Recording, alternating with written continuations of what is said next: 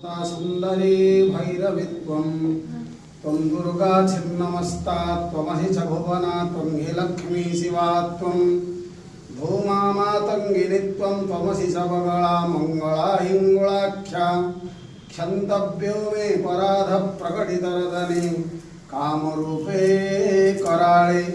महापुण्य चैत्र मासर अमावास्या शनि अमावास्या शनिवार रे पड़ुची एवं सूर्य शनि दी जनकर एकत्र होवार समय शनि सूर्य पिता पुत्र हेले भी दी जनकर विरोधी परस्पर विरोधी तेणु ये विरोध संसार को रक्षा करने माँ दक्षिणकाली देवी शनि महाग्रहंकर इष्ट देवी ही समर्था माँ विश्वर कल्याण करंतु विश्व को रक्षा करंतु।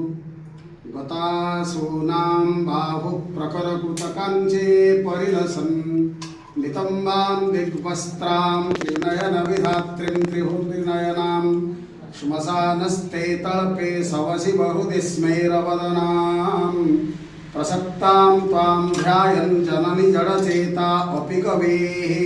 मांकर छठी बलि होची प्रिय शलोमास्ति स्वेरं पललमपि मार्ज्यारमसिते परं चोष्ट्रं वेशं नरमहिषयोच्छागमपि वा बलिं ते पूजायामयि वितरतां मर्त्यवसतां शतां सिद्धिं सर्वा प्रतिपदमपूर्वा प्रभवति।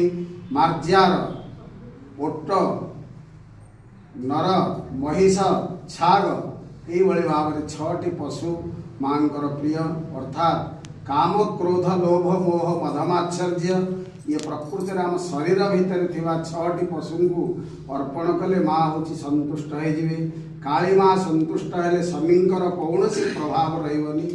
ओम काली तारा महाविद्या षोडशी भुवनेश्वरी भैरवी छिन्नमस्ता च विद्या धूमावतिस्तथा बगला सिद्ध विद्या च मातंगी कमलात्मिका दश महाविद्या सहित माँ आद्या दक्षिणकालिकायै नमः। पुष्पांजलिं समर्पयामि।